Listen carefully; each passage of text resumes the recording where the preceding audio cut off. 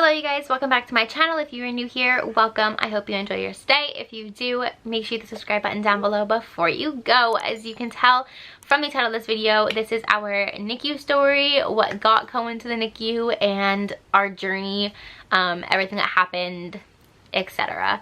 Yeah, there doesn't need to be a long intro. Let's just jump right into the story. So the entire story actually starts on my induction day. If you guys watch my labor and delivery vlog, I sort of talked a little bit about it in there as well.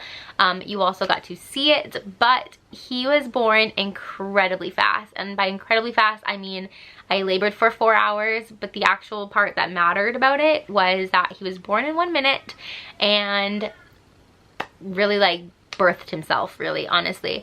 If you guys watched the video, you guys know exactly what I'm talking about. The nurses sent the OB out, they came back in, she told me to stop pushing so the OB could get there. It was really, really fast. So basically what happens, the way they explained it to me, is that when you birth a baby super fast, the baby doesn't get a chance to, when they're coming out of the birth canal, they get like squished almost, which pushes the mucus from their lungs out and out. And because he was born so fast, he actually didn't get a chance to do that. So he was very mucousy in his lungs. And the way they explained it is that his lungs, if these were his lungs and they were like closed and opening like this, that because of the mucus, they would get sticky. So they would get like stuck like this. And then when you tried to breathe, it would go like, and it wouldn't really work.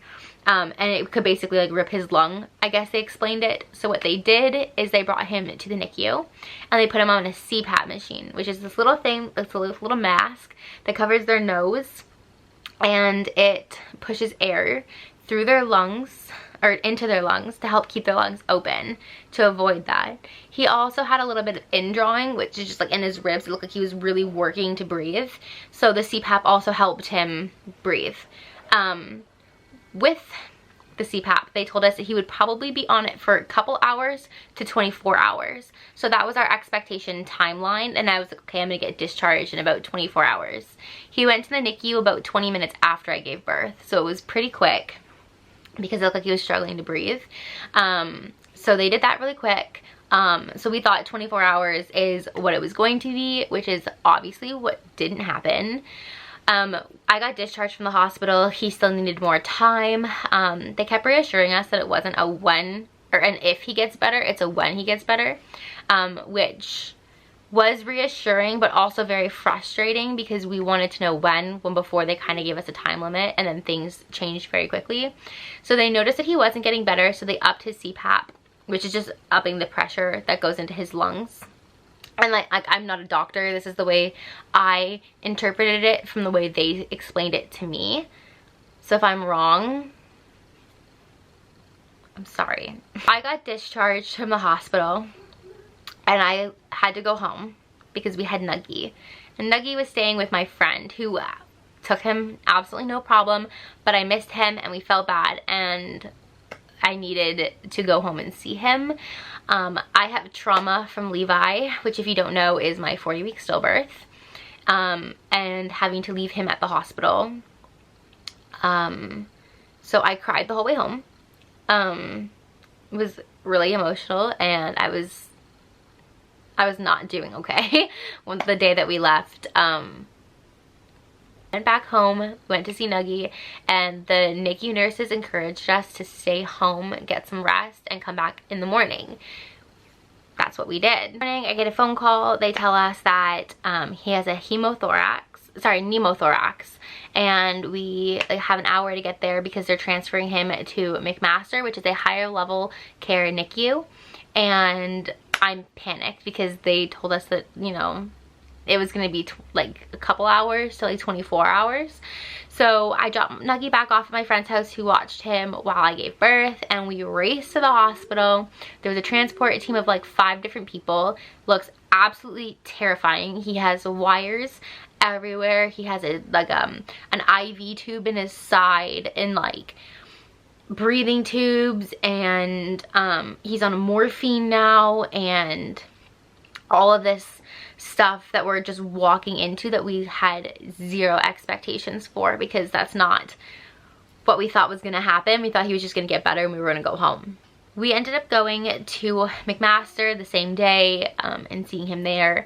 They left that tube in. We got in at the Ronald McDonald House, which if you guys don't know what the Ronald McDonald House is, it is basically this house that houses families who have sick children in the hospital. You have to live a certain distance away from it, so we qualified. They give you free meals. You pay $12 a night. It's basically like this hotel room right by the hospital. It's insane, the amount of stuff they do. Everyone's volunteer. It is definitely something that we are going to participate in more, like with the Ronald McDonald Foundation. We're going to donate more and all that fun stuff. I highly recommend looking into the Ronald McDonald House if you don't know what it is. Dante had zero idea what it was before, and he was floored at the amount of stuff that they do for people. It's insane. They're so generous. And it was like a 5-minute walk from the hospital, so we were there, like we were able to be there every day. We went a couple times a day because we didn't have Nuggie. We were allowed to bring him to the Ronald McDonald House, but he was not having it. He was not having it, and he was getting sick, so we didn't want to bring him. Sick children, all of that stuff. So he ended up staying with my friend, and then later on Dante's dad. And Cohen ended up getting a breathing tube and a chest tube. So he had a tube shoved up his nose. He had a tube shoved down his mouth for feedings. He had still the IV. They left that for a couple days.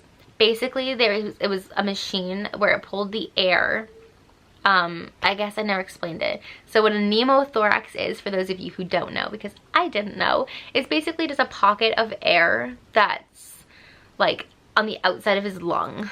So like it was in like his body, but it wasn't in his lungs. I'm explaining this horribly, but basically he just had a pocket of air on the outside of his lung. So he needed a chest tube to pull the air out. And the IV was a temporary one because they didn't have the proper chest tubes to be able to do it. When he got to McMaster, they decided to keep that tube because it was working just fine. So he had that temporary chest tube, is what they called it, for a few days. And what it does is it pulls the air out, and then you see it on a machine at the bottom of his incubator, and it bubbles if air is being pulled out. So they watched to see if it was bubbling.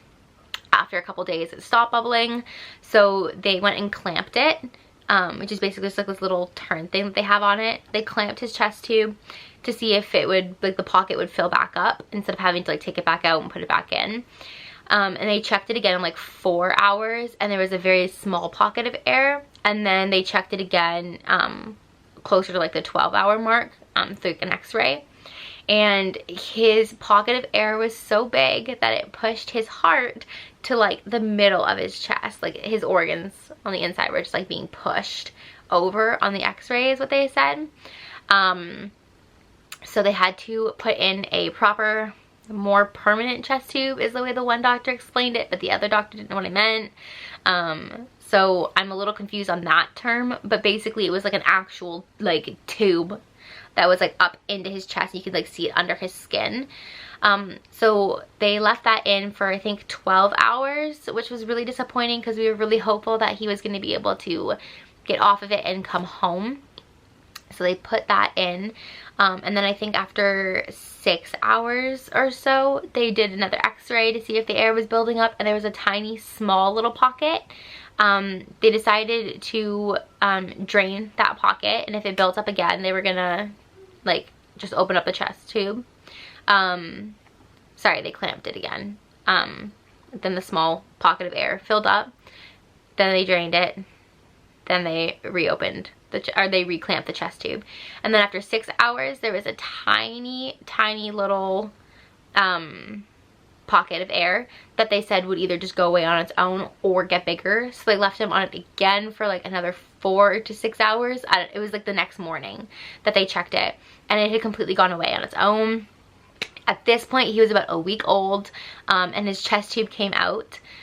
That was the first day Dante actually got to hold him, was when he was a week old, because he was taken that fast. Like I think I did skin to skin for 20 minutes, and then he was taken to the NICU, and then because of the chest tube and whatever else, he wasn't able to hold him. So Dante got to hold Cohen for the first time when he was a week old, which I felt so bad for. So they took the breathing tube out and his morphine, they stopped his morphine the day before his chest tube came out, because they didn't deem it necessary anymore for him to have the breathing tube if the chest tube was coming out. The chest tube was already clamped, it just hadn't actually come out yet.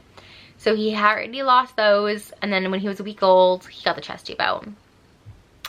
Then he had to work on oral feeding, and that took a little over a week, and everyone made it sound like it was going to take a couple days, which again was frustrating because knowing the only thing he needs to do to eat and come home is so frustrating. You're no longer waiting on tubes and wires, and your baby looks relatively normal other than having a feeding tube in his mouth, and you can't bring him home because he can't eat, and he's 38 weeks, so he should know how, and it's just very frustrating, very, very frustrating.